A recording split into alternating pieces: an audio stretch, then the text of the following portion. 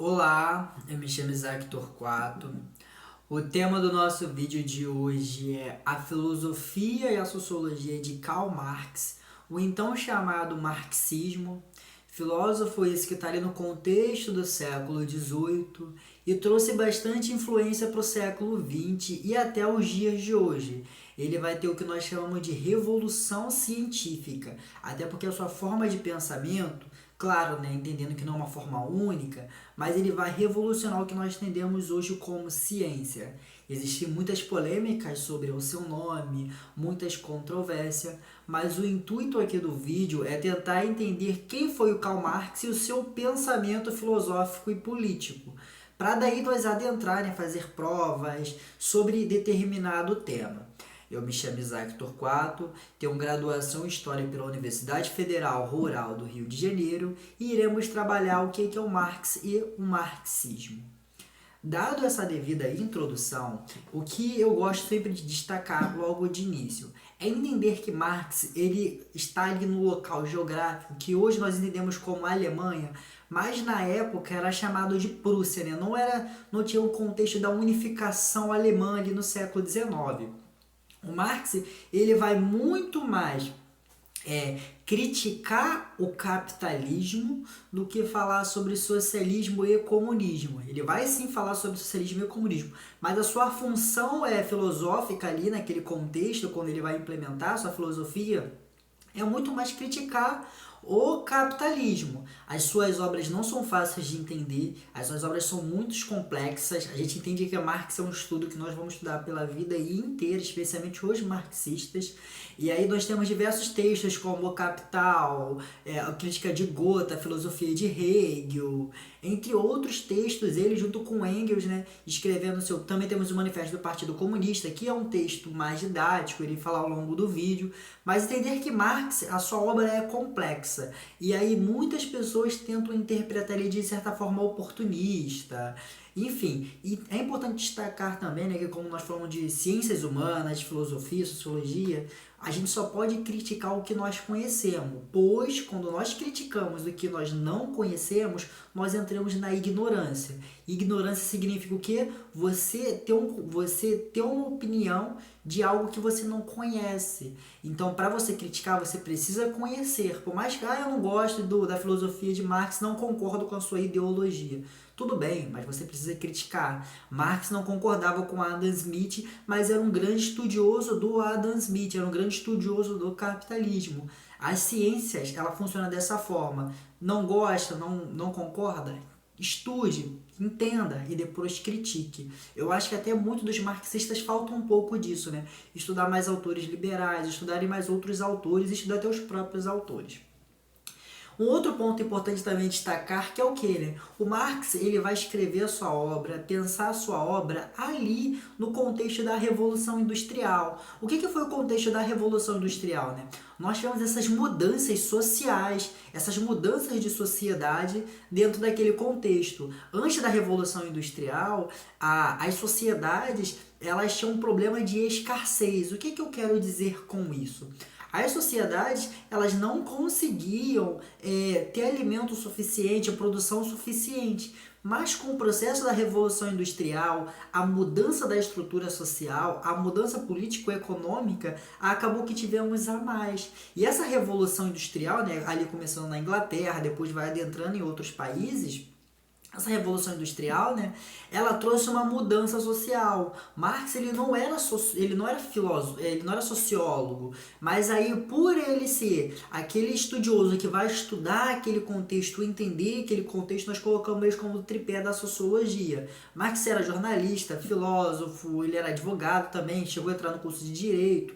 Mas, de modo geral, a gente trabalha ele aqui nesse momento como sociólogo, porque ele vai diagnosticar esta sociedade e tentar entender o que estava acontecendo por ali, tentando entender aquela forma de capitalismo industrial que estava surgindo.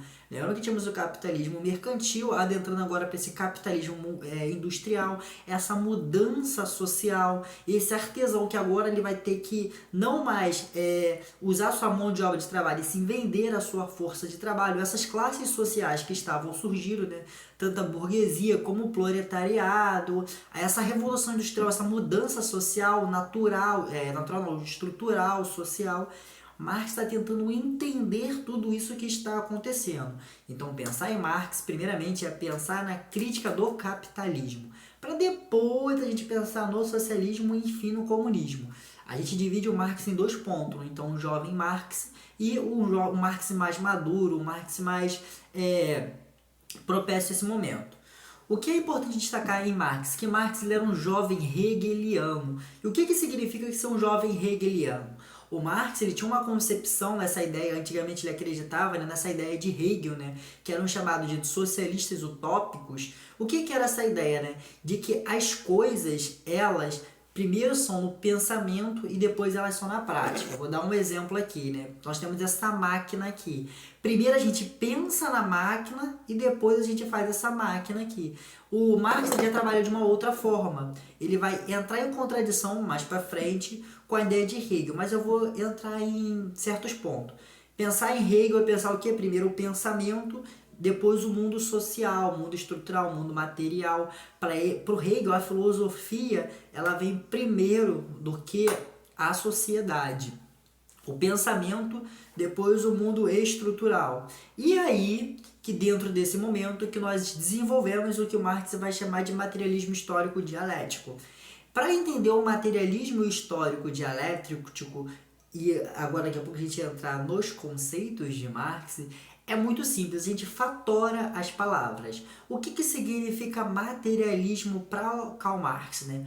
Por Marx, o materialismo ele vai entrando em contradição com Hegel, o que, né? De que o mundo material primeiro se constrói para depois ser construído esse mundo das ideias.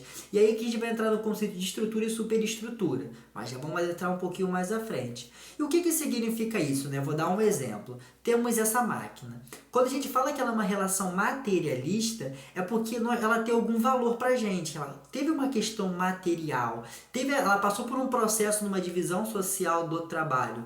Vou até colocar aqui mais próximo para vocês darem uma olhada. Depois, nós temos a questão histórica. Por que a questão histórica, né? Materialismo histórico? Porque ela teve um processo histórico. A sociedade nada mais é do que a relação da luta de classe. E leva essas concepções históricas. Nós somos indivíduos, seres humanos históricos. Nós não existimos por existir. Nós, quando chegamos na sociedade, o indivíduo, quando ele se coloca na sociedade, ele já desdenha uma história dos seus antepassados, uma posição social. Então, isso significa o histórico. E o dialético? Dialético, para a sociologia, significa combate, significa divisões, significa lados opostos. Então, o que significa esses lados opostos? A luta de classe, que vai ser entre o proletariado e o burguês. Então, materialismo é a concepção material, aquela concepção real. Histórico porque teve uma relação histórica ali, e dialético porque há contradição. Isso, em grosso modo, significa o materialismo histórico dialético. Outros conceitos que é muito importante nós trabalharmos também em Marx é o que, né? Que o trabalhador, ele vende a sua força de trabalho. O que isso significa? Se antes um artesão, ele construía tudo, ele fazia tudo, se ele que cortava madeira, se ele que construía a cadeira, ele era o próprio detentor, agora não. Agora, com a divisão social do trabalho, ele tem que vender a sua força de trabalho. E aí que a gente vai estar num processo de alienação, que já iremos falar. Entrando agora nos conceitos de Marx, pensa os conceitos, né? O primeiro conceito que eu quero trabalhar é o quê? É a estrutura e a superestrutura. E o que eu quero dizer com isso, né? A estrutura é toda a nossa relação material, toda essa relação de produção. Por exemplo, na estrutura, pensa uma árvore, né? Pensa a estrutura de uma árvore, né? Nós temos, né, a relação do burguês com o proletariado, as relações com a questão do trabalho, a questão do salário, entre outras coisas. E já a superestrutura é o que vai fazer o quê, né? Que cria as concepções das culturas, a concepção das leis, as concepções também, né? Da economia, entre outras coisas. Pensa, a superestrutura ela tá lá no alto. Porém, para o Marx, diferenciando de Hegel, para Marx, a estrutura, que é essa relação material, ela vai criar a superestrutura. Não é que nós criamos as leis e daí existe a sociedade. Existe a sociedade e depois cria-se as leis. Espero que deu para entender, né? E para o Marx, o que eu quero finalizar com isso é que a estrutura, lembra, a estrutura, ela influencia na superestrutura. E aí que ele vai criar o conceito do materialismo histórico dialético. E porém, o Marx, ele é um jovem, né? O Marx, ele é um filósofo que ele pensa nessa mudança social. O Marx, ele tem uma frase belíssima, né, de que dizendo que, né, se os filósofos interpretaram o mundo, cabe a nós modificá-los, mudá-los. E o que ele quer dizer com isso, né? Que o Marx ele não quer dizer que nós temos que ficar só pensando, nós também devemos agir, pois nós somos sujeitos sociais, somos sujeitos ativos dessas mudanças sociais. Então Marx ele pensa em superar esse capitalismo, superar esse modo de produção, esse modo que as coisas estão sendo produzidas, para então chegar em uma sociedade um pouco melhor. E aí, o que é importante destacar, né? Para o Marx, ele vai chamar de uma coisa chamada luta de classe. O que é essa luta de classe? Devido a essa concepção dialética, lembra que eu falei do materialismo histórico dialético? A luta de classe é essa relação entre o burguês, de quem detém os modos de produção. O que significa modo de produção? As grandes empresas, as grandes indústrias, as grandes big techs, pensando no nosso contexto. É quem detém esse modo de produção. Não é aquela pessoa que tem um cachorro quente e tem uma pessoa empregada. Ela não detém um modo de produção, pois ela não cria coisas na superestrutura. Estamos falando de pessoas que detêm a mão de obra, aqueles grandes latifundiários. E aí ela tem uma relação dialética, né? Uma relação de embate entre o proletariado. Que são o proletariado? São os trabalhadores que vendem a sua força de trabalho. Vocês estão entendendo como é que essa luta de classe ela está sempre acirrada? O Marx ele tem até uma frase dizendo que, né, que o motor da história é a luta de classe. E que a história, desde quando ela vai se iniciar, ela vai ser sempre essa luta de classe, lutando um contra o outro. E aí que nós entramos em conceitos muito importantes, que é o conceito de praxe. O que significa praxe? Por Marx significa essa transformação do mundo, que nós não precisamos ficar só pensando, que devemos se organizar socialmente, que devemos se reivindicar socialmente, pensando que, inclusive, tem aquela frase, né, que o trabalho é fruto do progresso. O Marx diz que não é o trabalho que é o fruto do progresso, mas sim a natureza. Então precisamos utilizar essa natureza ao favor do proletariado. Então o Marx ele vai pensar a classe mais baixa. E é por isso que o Marx é bastante criticado, né? Porque o Marx ele traz essa praxicidade. Um outro conceito também é o conceito da mais-valia. E o que é a mais-valia, né? Eu acho o conceito da mais-valia até um dos mais simples de se entender. É só pensar em uma situação. Quem trabalha mais? O dono da Volkswagen, o dono da Chevrolet, o dono do Carrefour ou uma pessoa que trabalha no caixa? Uma pessoa que trabalha ali colocando as coisas na prateleira. É muito mais essa pessoa, né? O funcionário, ele trabalha muito mais do que o patrão. E aí quem recebe muito mais é o patrão. Então eu até trago isso bastante, essa analogia em sala de aula, né? Enquanto o funcionário, em 30 dias de trabalho, ele vai um dia trabalhar para ele algumas horas, o resto vai fazer lucro para o patrão, isso é a mais-valia.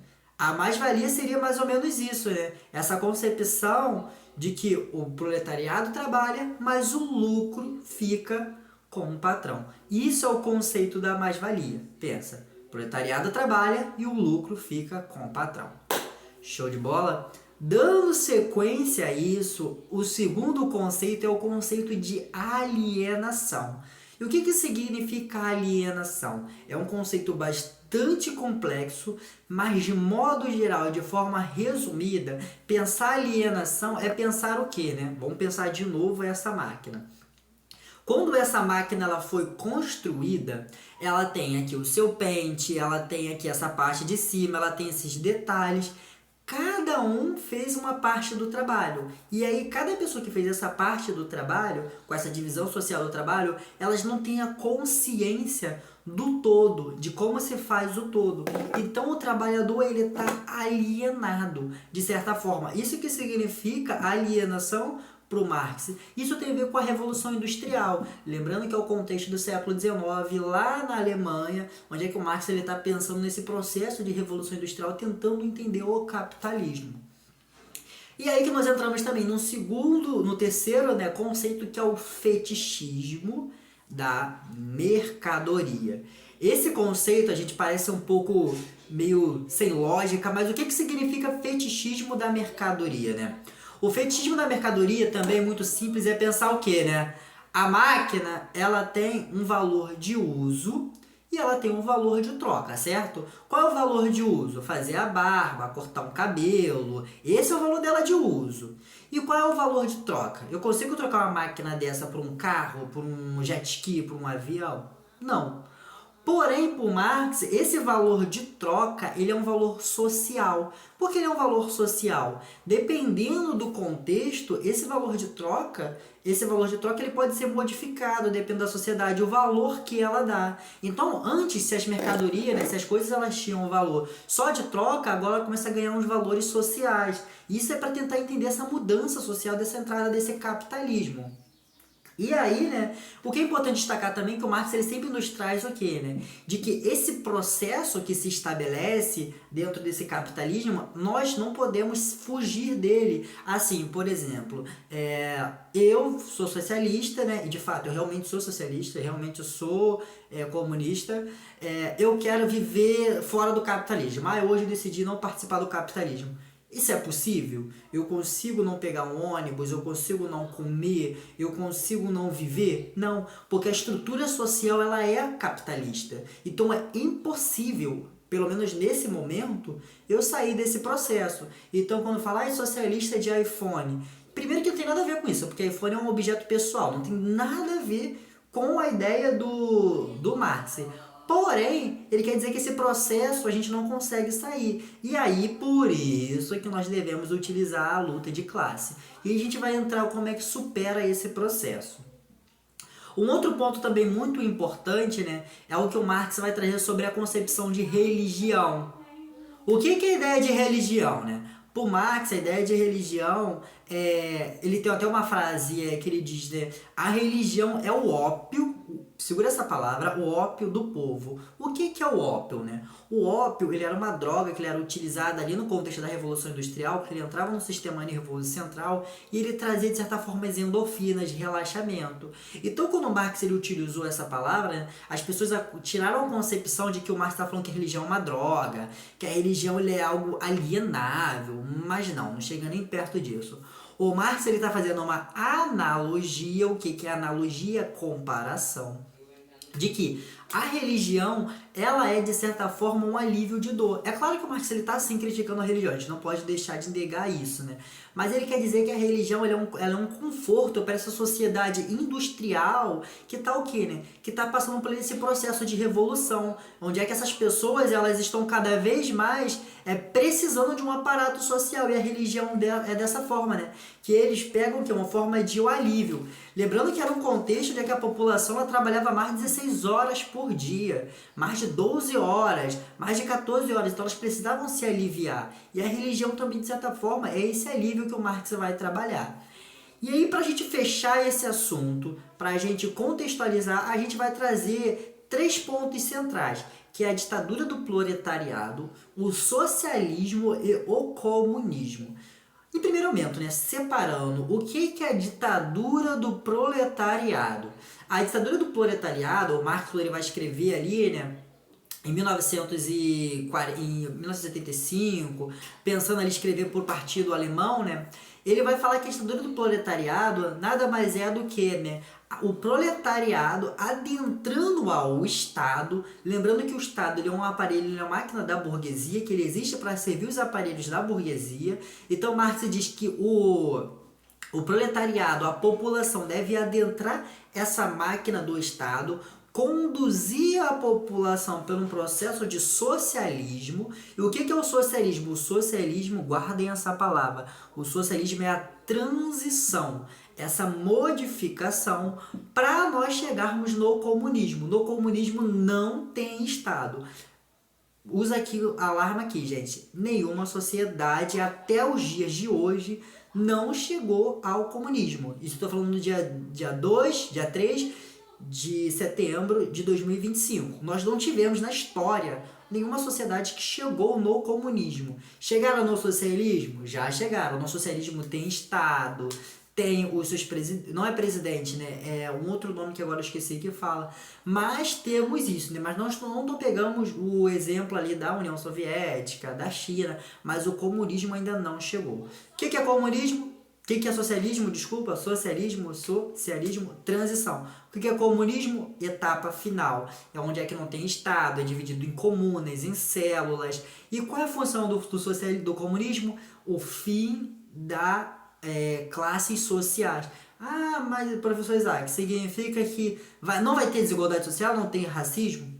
Não sei, mas o comunismo ele extingue as classes sociais. E no socialismo? No socialismo tem Estado, não existe propriedade privada. Então o que é? Não tem pessoas que detêm o modo de produção, é tudo do Estado. Lembrando que esse Estado é do povo, ele é feito pelo proletariado. Ah, mas vai passar por um processo de ditadura.